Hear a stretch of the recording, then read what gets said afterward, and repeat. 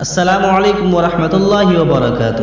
ناظرین، آج ہم ترغت کے بارے میں جانیں گے، وہی ترغت جو ارطغرل کے اندر جس کا نام سن کر وہ کلہارا یاد آ جاتا ہے، اسی ترغت کے بارے میں آج جانیں گے کہ ترغت کی پیدائش کب ہوئی اور ترغت کی وفات کب ہوئی، اور ترغت کے بعد جو وہ ہتھوڑا تھا، کلہارا تھا، اس کا وزن کیا ہے، وہ کیسا تھا، کیا ہے۔ تو آئیے اسی کے بارے میں اس ویڈیو میں جانتے ہیں۔ سب سے پہلے جانیں کہ ترغت کی پیدائش 1200 عیسوی میں ہوئی اور وفات 1323 عیسوی میں ہوئی۔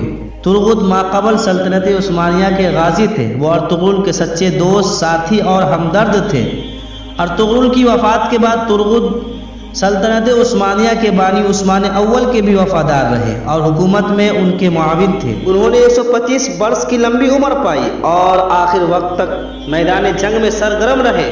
بچپن میں منگولوں نے ان کے والدین کو شہید کر دیا تھا۔ ان کا ہتھیار ان کا مشہور کلہارا تھا اور وہ واحد جنگجو ہے جنہوں نے تیغ و سنا کی بجائے کلہارے کو اپنا ہتھیار بنایا۔ ان کا مقبرہ ترغت گاؤں ایناگول ترکی کے قبرستان میں واقع ہے۔ ارطغرل غازی کے مقبرہ کے باہر ترغت کے نام سے منسوب ایک اعجازی قبر بھی ہے جو ان کی اصلی آرام گاہ نہیں ہے۔ سلطنت عثمانیہ کے پہلے چیف آف آرمی اسٹاف، جس نے 99 سال کی عمر میں سلطنت کا پہلا شہر ایناگول فتح کیا، سلطنت کے 4 نسلوں کے ساتھ مل کر جنگیں لڑی۔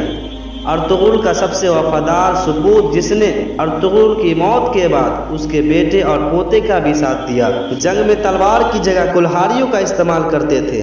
زندگی میں 7 کلہاریاں استعمال کی جو آج استنبول کے ملٹری عجائب گھر میں موجود ہے۔ 125 سال کی عمر میں ایک قلعہ کو فتح کرتے وقت اس حالت میں شہید ہوئے کہ کلہاری ان کے ہاتھ میں تھی اور سینے سے خون بہہ بہہ کر ریتیلی زمین کو سیراب کر رہا تھا۔ ترغت کا ہتھیار ان کا کلہارا تھا جو اب ترک عجائب گھر کی زینت ہے۔ کلہارا 92 سینٹی میٹر لمبا اور 1 کلو 650 گرام وزنی تھا۔ ان کا کلہارا مشرق و مغرب میں اب تک کا سب سے مضبوط کلہارا مانا جاتا ہے۔ تاریخ میں ترغت کے بارے میں بہت زیادہ معلومات موجود نہیں ہیں اور اس کے خاندان اور بیوی اور اس کے ماں باپ کے حوالے سے کوئی خاص معلومات موجود نہیں ہیں۔